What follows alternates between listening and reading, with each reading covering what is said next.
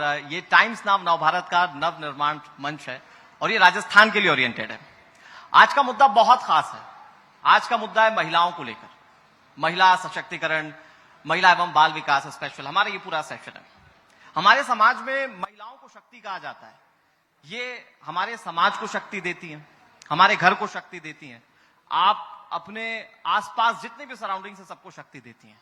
लेकिन एक स्याह पहलू ये भी है कि हमारे समाज में कुछ ऐसा वर्ग है महिलाओं से जुड़ा हुआ जिसे आज शक्ति की जरूरत खुद है। ऐसे में बहुत जरूरी हो जाता है कि आपकी सरकारें जो हैं, आपके आसपास के जो जनप्रतिनिधि हैं या बड़े बड़े ऑफिसर्स हैं, वो आपके लिए क्या कदम उठाते हैं। तो आज इस मंच पर हम ये आपके सामने साझा करेंगे कि आपकी राज्य सरकार, माननीय मुख्यमंत्री अशोक गहलोत जी का विजन क्या है, आपसे जुड़े हुए जो तमाम अधिकारी हैं वो क्या आपके लिए कदम उठा रहे हैं। हमारे साथ इस पूरे सेशन में बातचीत करने के लिए डॉक्टर मंजू यादव जी हैं, डिप्टी डायरेक्टर है इंटीग्रेटेड चाइल्ड डेवलपमेंट सर्विस की। मैम, सबसे पहले बहुत बहुत स्वागत है आपका। और मैं सबसे पहले शुरुआत करता हूं मुख्यमंत्री अशोक गहलोत की ओर से जो एक विजन रखा गया कि सोशल सिक्योरिटी होनी चाहिए, न्यूट्रिशन सिक्योरिटी होनी चाहिए, क्योंकि आप संबंधित विभाग से हैं। तो मैं सबसे पहले आपसे ये समझने की कोशिश करता हूं कि ये विभाग कैसे महिलाओं के लिए काम कर रहा है, क्योंकि आज के समय में महिलाएं जो प्रेग्नेंट होती हैं या उनके बच्चे, कमजोरी का एक बहुत बड़ा प्रॉब्लम है, एक इशू है। तो वो विभाग जो संबंधित है वो कैसे काम कर रहे हैं, स्पेशली आप किस तरह से इसे रिजॉल्व करने की कोशिश कर रही हैं। नारी शक्ति को सम्मान देते हुए मैं अपनी बात शुरू करना चाहूंगी। राजस्थान की आधी आबादी हमारी महिलाएं हैं और महिलाओं के सर्वांगीण सशक्तिकरण की सोच हमारे माननीय मुख्यमंत्री जी की है। एक ऐसा प्लेटफॉर्म उन्हें प्रदान करना महिलाओं को जहां वे खुलकर अपनी बात रख सकें, जहां अपने बच्चों के पोषण को वो सुनिश्चित कर सकें। तो इसके लिए समेकित बाल विकास विभाग के अंतर्गत हम आंगनवाड़ी केंद्रों के माध्यम से अपनी सेवाएं प्रदान कर रहे हैं।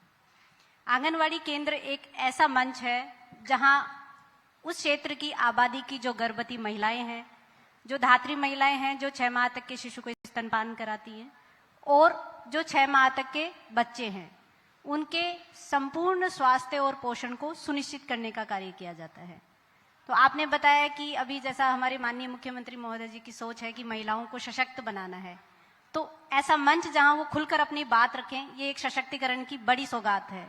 और जहां आने वाली पीढ़ी, हमारे छोटे छोटे बच्चे जो 6 साल तक की उम्र तक के हैं, उनके बेहतर पोषण को सुनिश्चित करने के लिए हमारी आंगनवाड़ी कार्यकर्ताएं, सहायिकाएं मुस्तैदी से अपना कार्य कर रही हैं। मैम, लेकिन जब भी सरकारों का जिक्र होता है तो पहले योजनाओं का जिक्र होता है, और मुझे अच्छे से याद है कि इंदिरा गांधी मातृत्व पोषण योजना राजस्थान सरकार के लिए, खास महिलाओं के लिए शुरू की गई। और इसकी खास बात यह थी कि ये शुरू हुई 2020 में और 2022 आते आते इसने अवार्ड जीत लिया। तो वो पूरा सफर कैसा रहा, और खास तौर पर अगर इस योजना की बात करें तो महिलाओं के सशक्तिकरण के लिए या महिलाओं के बेहतर स्वास्थ्य के लिए ये कैसे काम करती है। किसी भी बड़े लक्ष्य को प्राप्त करने के लिए छोटे छोटे कदम बढ़ाना आवश्यक होता है। और जब हम बात करते हैं महिलाओं और शिशुओं के स्वास्थ्य और पोषण की, तो ये शुरुआत हम दिन भर में उनके खान पान को लेकर, हमारी जो गर्भवती महिलाएं हैं वो अपने पूरे गर्भावस्था के दौरान अपने शिशु का और अपना स्वयं का किस तरह से खान पान को सुनिश्चित कर पाएं, और जो धात्री महिलाएं हैं वो 6 माह तक अपने शिशु को स्तनपान करा पाएं। मैं आपको बताना चाहूंगी कि जैसे हमारे जो बच्चे होते हैं उनका 2 साल तक 80% मस्तिष्क का विकास हो जाता है। तो ये एक बहुत बड़ी जिम्मेदारी है कि इन 2 साल में हम अपनी सेवाओं के माध्यम से उन बच्चों को किस तरह से कैटर करते हैं। तो इन बच्चों के सर्वांगीण विकास के लिए हमारे आंगनवाड़ी केंद्रों के माध्यम से हम सप्लीमेंट्री न्यूट्रिशन सर्विस उनको प्रोवाइड कराते हैं। ये एक ऐसी सेवा है जिसमें बच्चों को जो वो घर पर दैनिक आहार खाते हैं, उसके अलावा उनको जो भी पोषण की कमी होती है उसकी पूर्ति करने के लिए हम माइक्रोन्यूट्रिएंट फोर्टिफाइड रेसिपीज उनको अवेलेबल कराते हैं। तो खान पान के साथ साथ उनको हम खेल खेल में शिक्षा भी प्रदान करते हैं। और आपने जो भी योजना का नाम लिया वो एक आर्थिक सशक्तिकरण की योजना है कि पोषण के साथ साथ किस तरह से हम उन्हें आर्थिक सहायता भी प्रदान कर सकते हैं ताकि वो अपना और अपने शिशु का ख्याल रख सके। मैम, आपने बहुत अच्छी बात कही, लेकिन कई बार होता है कि सरकारें जब किसी योजनाएं को शुरू करती हैं तो वो इम्प्लीमेंट वैसी नहीं हो पाती जैसी उसकी सोच होती है। इस योजना ने, चूंकि जैसा कि मैंने अपने साथ में बैठे हुए लोगों को भी बताया कि ये योजना 2022 में एक अवार्ड भी जीत चुकी है, तो वो योजना क्रियान्वित करने के लिए क्या स्टेप्स थे, कैसे आप लोग लोगों तक पहुंचे, ग्रामीण इलाकों तक खास तौर पर आपका फोकस कैसे रहा? कहते हैं नेक सोच से कोई कार्य शुरू किया जाए तो उसके परिणाम भी बहुत अच्छे होते हैं, और इसी नेक सोच के साथ हमारी सरकार ने इस योजना की शुरुआत की। शुरुआत में 5 जिलों में लागू की गई और इसके बाद में अप्रैल 2022 से हमने इसको पूरे राजस्थान में लागू कर दिया। तो प्रथम संतान के जन्म के समय भारत सरकार द्वारा आर्थिक प्रोत्साहन उपलब्ध कराया जा रहा है प्रधानमंत्री मातृवंदन योजना के तहत, जिसमें 5,000 रुपए की आर्थिक सहायता दी जाती है। लेकिन दूसरे संतान के समय गर्भवती माता को वित्तीय सहायता पहुंचाने का ये जो नवाचार है, ये राज्य सरकार द्वारा शुरू किया गया है और इसमें महिलाओं को हम 3 किस्तों में 6,000 रुपए की सहायता उपलब्ध कराते हैं बच्चा होने पर दूसरी संतान के समय। तो ये किस तरह से सफल रूप में क्रियान्वित हो पा रही है, इसके लिए हमारी जो गांव-गांव ढाणी-ढाणी में हमारी जो मानदेय कर्मी कार्यरत हैं, उनके प्रयासों को, उनके जज्बों को हम सलाम करते हैं कि उन्होंने ऐसी बेनिफिशियरी तक अपनी पहुंच बनाने की सुनिश्चितता की है, क्योंकि ये एक पेपरलेस स्कीम है जिसके लिए लोगों को जानकारी होना बहुत आवश्यक है कि वो अपना पंजीकरण इसमें करवा पाए। लेकिन ग्रामीण क्षेत्रों तक पहुंचने के लिए आपने बताया, इम्प्लीमेंट कैसे होना शुरू हो गई योजना, कैसे पता चलने लगा कि ये योजना जो है अब वो कारगर साबित हो रही है? क्योंकि मैंने जहां तक पढ़ा है इसमें कई लाख करोड़ का बजट सरकार की ओर से, राज्य सरकार की ओर से रखा गया था, आवंटित किया गया था और बहुत हद तक लाभार्थियों तक ये पहुंचा भी। जैसे मैंने बताया कि एक पेपरलेस स्कीम है जी। तो यानी कि बेनिफिशियरी को अपने पार्ट पर किसी प्रकार के आवेदन की आवश्यकता नहीं होती है। उसे केवल अपना द्वितीय गर्भधारण के समय अपना आंगनवाड़ी केंद्र पर पंजीकरण कराना होता है, अपनी प्रसव पूर्व जांच करानी होती है और उसके पश्चात उसका जो रजिस्ट्रेशन है वो चिकित्सा विभाग के पीसीटीएस पोर्टल पर हो जाता है। पीसीटीएस पोर्टल पर सेकंड प्रेगनेंसी का जो डेटा है वो वहां से फैच होकर हमारे राज्य पोषण पोर्टल पर आ जाता है और वहां से एलिजिबल बेनिफिशियरी को हम आइडेंटिफाई करते हैं। फिर उसका वेरिफिकेशन होता है कि क्या ये बेनिफिशियरी सही है, तो हमारे जो मानदेय कर्मी फील्ड में कार्यरत हैं, हमारी एलएस बहनें हैं, वो उनका वेरिफिकेशन करती हैं और जब वेरीफाई हो जाता है कि ये लाभार्थी सही है, उसके पश्चात उसको किसी तरह की कोई चुनौती इस पूरी योजना को इम्प्लीमेंट करने में? क्योंकि ग्रामीण क्षेत्र कई सारे हैं और राजस्थान को लेकर कहते हैं कि महिलाएं कई सारी घूंघट में रहती हैं। घूंघट से इस योजना तक महिलाओं को कैसे पहुंचाया गया? वास्तविक रूप में बड़ी चुनौती होती है कि जब भी कोई नई योजना आती है तो उसकी हम जनता तक कैसे पहुंच सुनिश्चित कर सकें, और जज्बा हो तो सब कुछ संभव है। ऐसा ही कुछ कर दिखाया हमारी इन बहनों ने, जिन्होंने कि इस योजना के बारे में व्यापक प्रचार प्रसार किया। राज्य स्तर से भी हमने आईसी के रूप में बहुत सारे सामग्री जनता तक पहुंचाने का प्रयास किया। छोटी छोटी फिल्मों के माध्यम से, मैसेजिंग, होर्डिंग, इन सब के माध्यम से हमने लोगों में जागरूकता उत्पन्न की और अब ये हालात हैं कि लोग स्वतः प्रेरित होकर इस योजना का लाभ उठाने के लिए आगे आ रहे हैं। ये बहुत इंपॉर्टेंट बात कही मैम आपने कि लोग खुद इसके बारे में जानने लगे, मतलब इसको लेकर पब्लिक अवेयरनेस है। जी, ये पब्लिक अवेयरनेस जो लोगों के बीच में आई है उसके लिए क्या मेजर्स हैं? क्योंकि आज भी हम देखें कि बहुत सारे ऐसे राज्य हैं जहां पर महिलाओं को जरूरतें हैं, बट ये पब्लिक अवेयरनेस ना होने की वजह से वो योजनाएं जो उनके लिए चल भी रही होती हैं वो उन्हें नहीं मिल पाती हैं। राजस्थान में ऐसा क्या अलग है? योजना क्रियान्वित तब हो पाती है जब उसकी लोगों के बीच में स्वीकार्यता होती है और लोगों के बीच स्वीकार्यता होने के लिए उसकी लोगों तक जानकारी होना आवश्यक है। तो हम पोषण अभियान के अंतर्गत प्रत्येक साल मार्च माह में पोषण पखवाड़ा मनाते हैं और सितंबर माह में पोषण माह मनाते हैं। ये डेडिकेटेडली ऐसे पखवाड़ा और माह होते हैं जिसमें हम जन जन तक अपनी पहुंच सुनिश्चित करते हैं और उस पोषण के मैसेज को और हमारी योजनाओं को लोगों तक पहुंचाने का प्रयास करते हैं।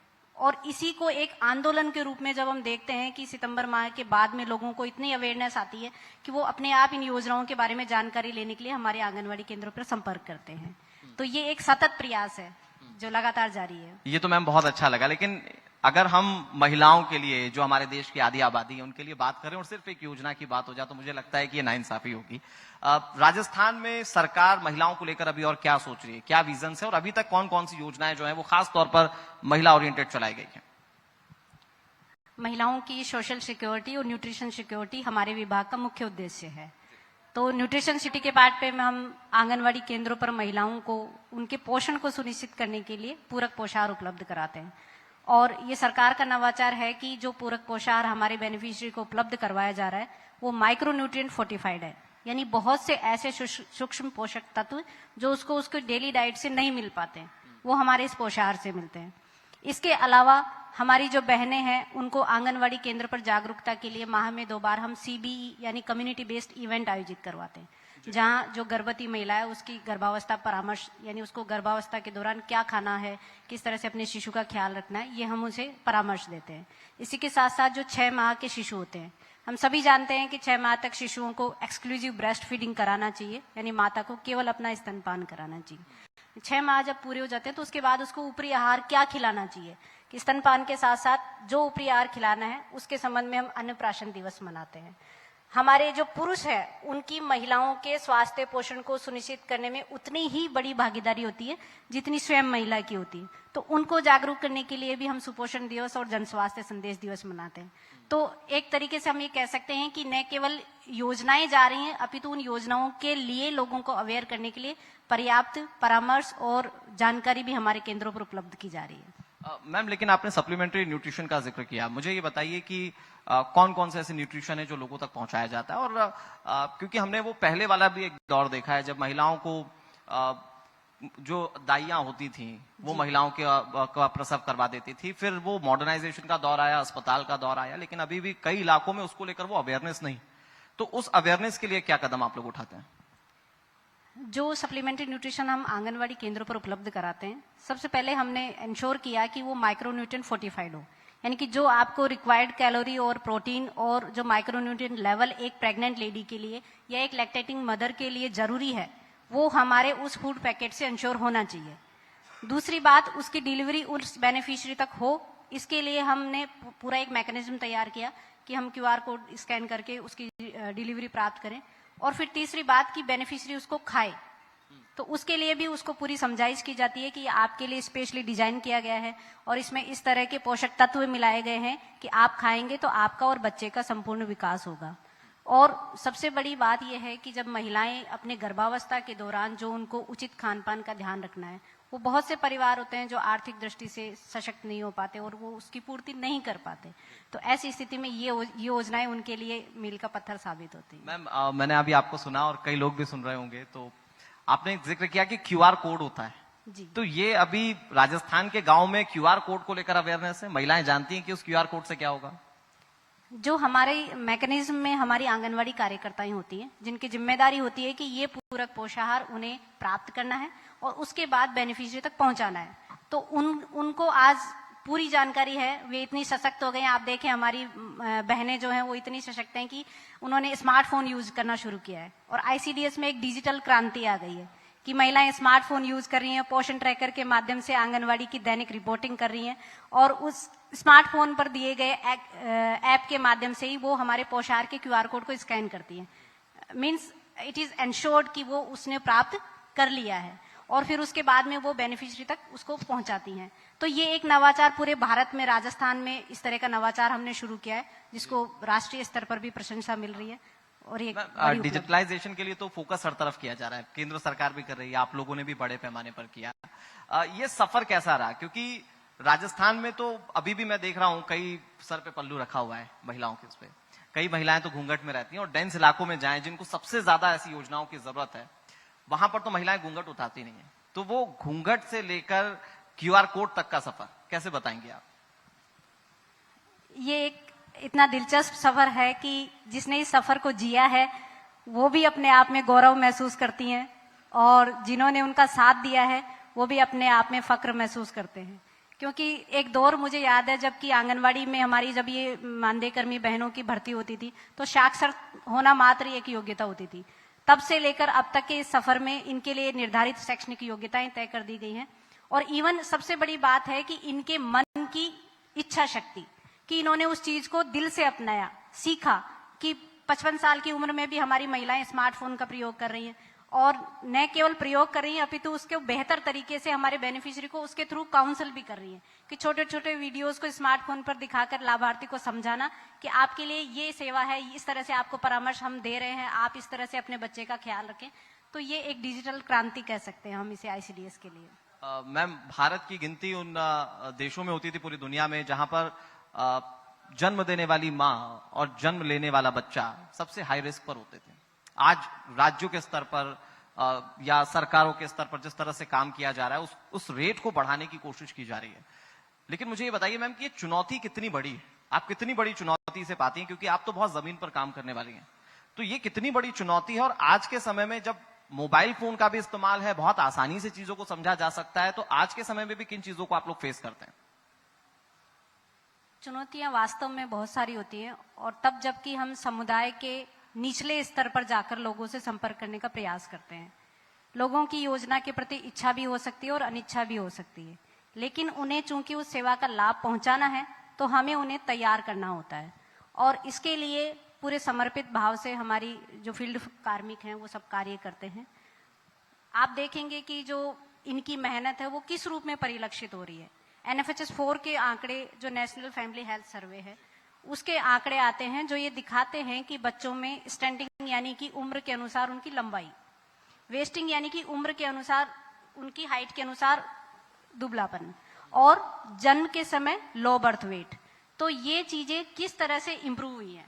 हम अगर आंकड़ों का अध्ययन करें तो हम स्पष्ट रूप से देखेंगे कि राजस्थान में NFHS 4 के आंकड़ों की तुलना में जो NFHS 5 की रिपोर्ट आई है वो ये सिद्ध कर रही है कि हमारे प्रयासों ने आम जन में सफलता हासिल की है, और हमारे बच्चों में स्टंटिंग, वेस्टिंग और लो बर्थ वेट ये घटे हैं। आप बात करें कि पहले बच्चों में सीवियर मेल न्यूट्रिशन और मॉडरेट मेल न्यूट्रिशन की दर काफी अधिक थी, लेकिन अभी हमने, राज्य सरकार ने एक स्पेशल नवाचार इसमें भी किया है, जो भी भारत में एक उल्लेखनीय नवाचार है। अम्मा कार्यक्रम के नाम से हमने एक नवाचार चलाया, जिसमें हम 5 साल तक के बच्चे, उनको हम आइडेंटिफाई करते हैं, उनकी वजन, लंबाई, ऊंचाई लेकर ये पता लगाते हैं कि क्या ये बच्चा पोषण की दृष्टि से सही है। यदि वह सही नहीं है, यानी वो सीवियरली मेल नरिश्ड है, तो हम उसे मेल न्यूट्रिशन ट्रीटमेंट सेंटर यानी MTCs होते हैं वहाँ रेफर करते हैं। वहां पर बच्चे का निर्धारित अवधि तक उपचार होता है, उसके बाद वापस वो बच्चा समुदाय में आता है। तो एक पूरा कोऑर्डिनेशन हमने चिकित्सा स्वास्थ्य विभाग के साथ बिठाया है, जिसमें बच्चे की स्क्रीनिंग से लेकर ट्रीटमेंट तक का हम साइकिल फॉलो कर रहे हैं। और आपको मैं जानकारी देना चाहूंगी कि हर माह लगभग 40 लाख बच्चे इस योजना के तहत स्क्रीन किए जा रहे हैं, और इस सब के लिए मैं धन्यवाद देना चाहूंगी हमारी समस्त फील्ड कर्मियों को, जिन्होंने ढूंढ ढूंढ कर ऐसे बच्चों के अंदर कुपोषण का पता लगाया, और न केवल पता लगाया बल्कि उनके स्वास्थ्य को सुनिश्चित, उनके पोषण को सुनिश्चित करते हुए उन्हें वापस हंसता खेलता समुदाय को लौटाया। मुझे लगता है इस बात के लिए तालियां होनी चाहिए, क्योंकि ये बहुत बड़ा डिफरेंस लेकर आता है हमारे समाज में। एक चीज और मैं ये समझना चाहूंगा, क्योंकि आप इतनी बातें कर रही हैं मैम, मैं क्यूरियस हूं इस बात के लिए कि महिलाएं क्या समझ पाती हैं कि कैसे वो अपने नवजात बच्चे की देखरेख कर सकते हैं, कौन कौन से न्यूट्रिशन दे सकते हैं, क्योंकि उसमें कई सारी टेक्निकल टर्म्स भी हैं, तो उनको समझा पाना, क्या उस स्तर पर भी कोई चुनौती है? माँ के लिए, अपने बच्चे के लिए पोषण सुनिश्चित करना, ये सबसे बड़ी दिली इच्छा भी होती है और सबसे बड़ी चुनौती भी होती है। तो उसे जानकारी देना कि आपके बच्चे के लिए किस एज के अकॉर्डिंग क्या सही है या कितनी मात्रा में आपको खिलाना है, इसके लिए हम हमारी कार्यकर्ताओं को भी टाइमली ट्रेंड करते हैं।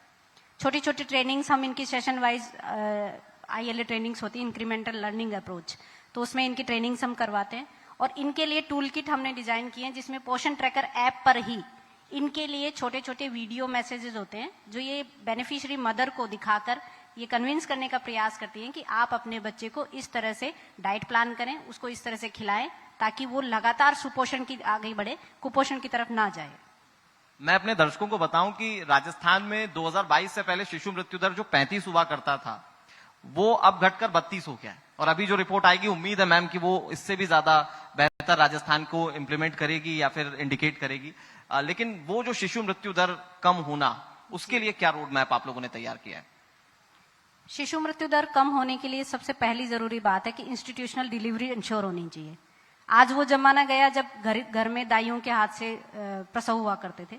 अब हमारी जो चिकित्सा विभाग और हमारे विभाग की साझा उपलब्धि कह सकती हूँ मैं, कि हमने इंस्टीट्यूशनल डिलीवरी को 90% से ऊपर ले जाने में सफलता हासिल की।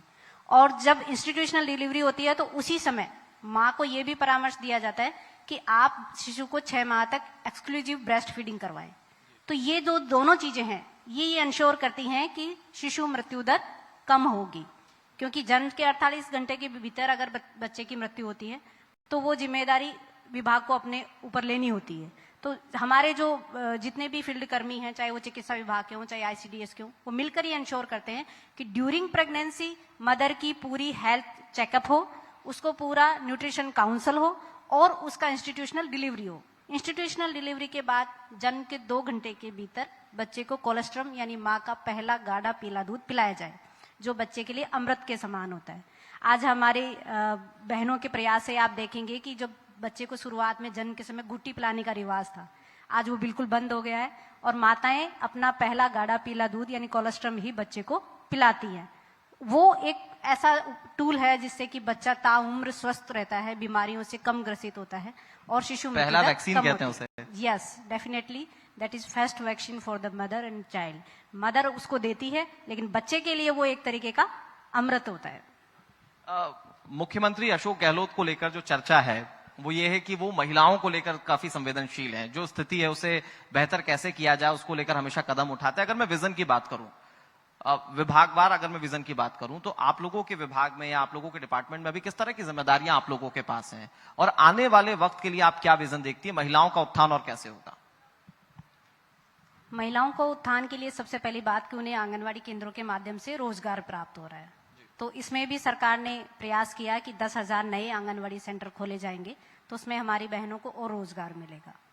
फिर दूसरी बात, जहां वे कार्य कर रही हैं, अपनी सेवा के 4 घंटे प्रतिदिन बिता रही हैं, वो एनवायरनमेंट ऐसा फ्रेंडली और हाइजीन होना चाहिए जहां पर वो खुशी से काम कर सकें और साथ में आने वाले बेनिफिशियरी और हमारे बच्चे भी ऐसे हेल्दी वातावरण में काम कर सके।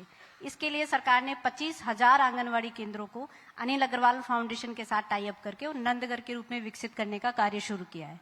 तो आप देखेंगे कि आंगनवाड़ी सेंटर्स पर पेंटिंग हो रही है, बच्चों के लिए चाइल्ड फ्रेंडली टॉयलेट्स हैं, पेयजल की सुविधा है। तो ये एक ऐसा विचार है जहां हाइजीन कंडीशन में हमारी महिलाएं काम कर पा रही हैं।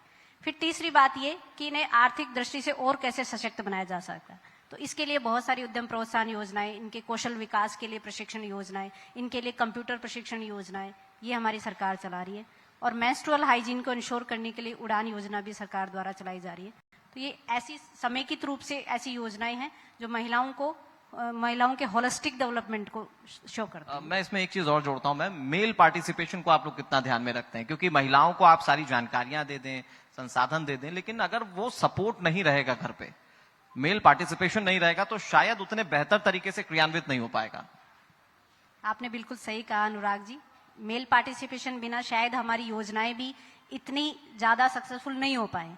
इसलिए हमने पिछले 4-5 सालों से जो भी हमारा IEC मटेरियल है उसमें ये फोकस करने का प्रयास किया है कि हम पुरुषों की भागीदारी को कैसे ज्यादा से ज्यादा बढ़ा पाए, क्योंकि गर्भावस्था के दौरान माता का ख्याल रखना पुरुष की भी उतनी जिम्मेदारी होती है कि वो अपनी पत्नी का ख्याल रखे। तो सास के विचार परिवर्तन करने के साथ साथ पति के विचार परिवर्तन करना भी आवश्यक है। इसी प्रकार बच्चे के टीकाकरण के लिए, उसके लिए भी हम पिताओं की काउंसलिंग करते हैं और पूरे 6 साल तक बच्चे को जिस तरह से सुपोषित वातावरण घर में मिलना चाहिए वो सब कैसे इंश्योर करें, इसके लिए भी हम पुरुषों की भागीदारी सुनिश्चित कर रहे हैं। मैम, क्योंकि हमारे देश को विकसित कहा जाता है, अभी विकासशील कहा जाता है, विकसित होने में अभी टाइम लगेगा। उस विकासशील देश में अगर महिलाओं की भागीदारी, सोशल एम्पावरमेंट अगर बढ़ जाए, तो आप देश को कहां खड़ा पाती हैं? और खासतौर पर अगर राज्य के स्तर पर देखें, राजस्थान के स्तर पर देखें कि महिलाएं सशक्त हो गई, ये जो मातृ शिशु जो दर जो बेहतर होनी चाहिए, अगर ये बेहतर हो जाए तो आप कितना बड़ा बदलाव देखती हैं? फिर जब प्रदेश की आधी आबादी सशक्त होगी तो निश्चित रूप से देश की और प्रदेश की GDP बढ़ेगी और GDP में योगदान भी हम कहें कि आधा महिलाओं का योगदान होगा, चाहे वो कृषि स्तर पर हो, चाहे घरेलू श्रम के स्तर पर हो। तो महिलाएं यदि सशक्त होंगी तो वो खुलकर प्रदेश के विकास में अपना योगदान दे पाएंगी। और बहुत सारे कार्य ऐसे हैं जो कि महिलाएं हर फील्ड में अपनी उपलब्धियों को दिखा रही हैं। तो ये एक बड़ी सोच है कि आप यदि अपने प्रदेश को आगे ले जाना चाहते हैं, उसे विकासशील, अपने देश को विकासशील से विकसित की ओर ले जाना चाहते हैं, तो आपको डेफिनेटली जो हमारा आधा सेक्टर है महिलाओं को जो केंद्रित करता है उस पर ध्यान देने की आवश्यकता रहेगी और ये हमारी सरकार पूरी शिद्दत से कर रही है। मैम, हमारे पूरे सेशन में हमने जो बात की है और हमारे साथ जितने भी लोग हैं, जो लोग इस शो को देख भी रहे हैं, एक बहुत इंपॉर्टेंट फैक्टर है वो एजुकेशन का।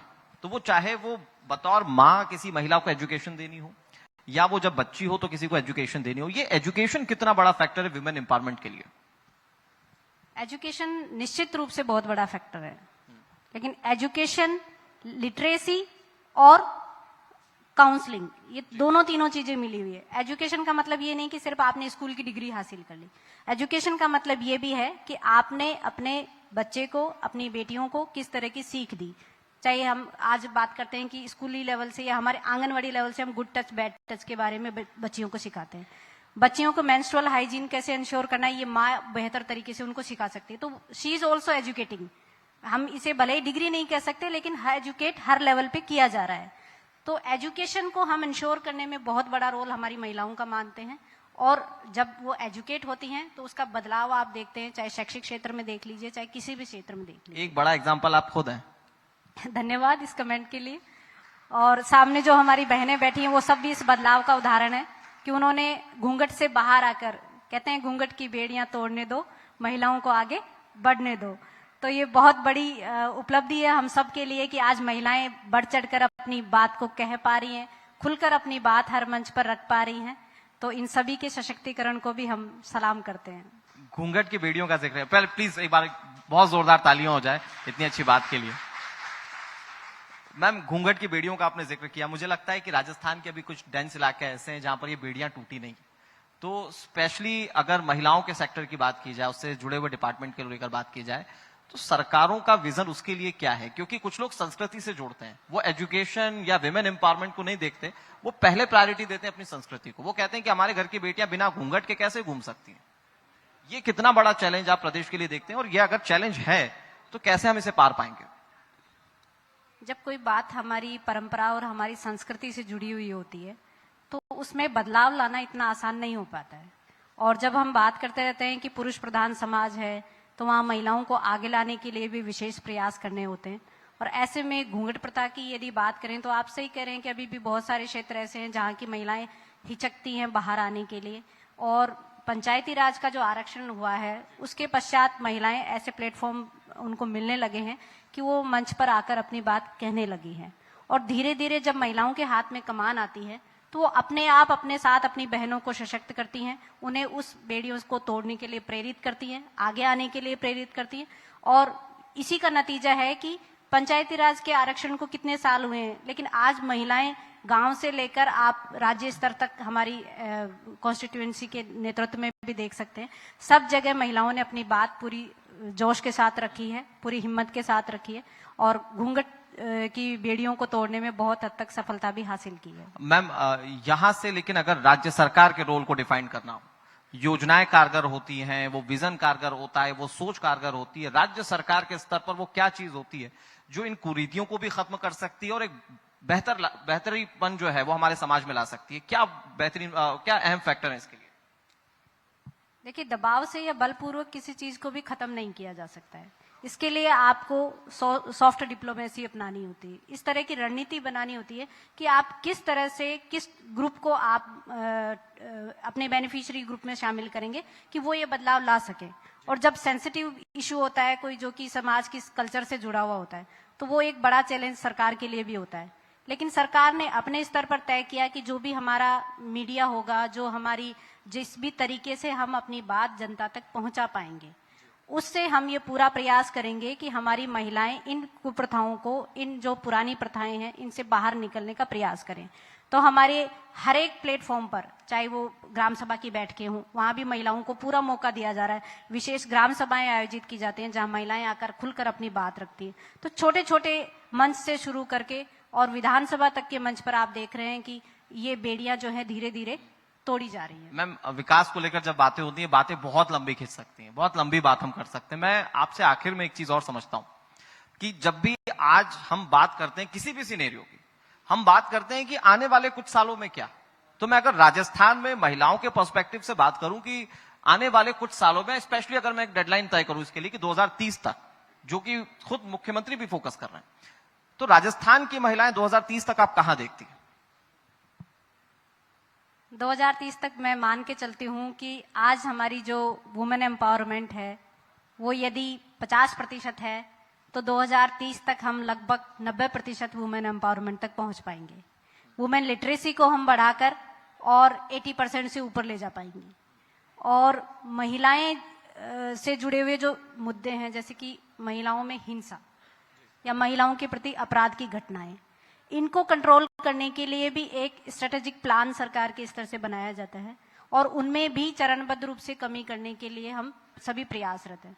और विजन 30 में हम परिकल्पना करते हैं कि महिलाओं के लिए एक सुरक्षित वातावरण उपलब्ध होगा, उनके हौसलों को उड़ान देने के लिए एक खुला मंच होगा, उनकी बात को कहीं भी रखने के लिए एक खुला प्लेटफॉर्म होगा और खुद महिलाएं इतनी सशक्त होंगी कि वो हर एक मंच पर अपनी बात खुलकर कह पाएंगी।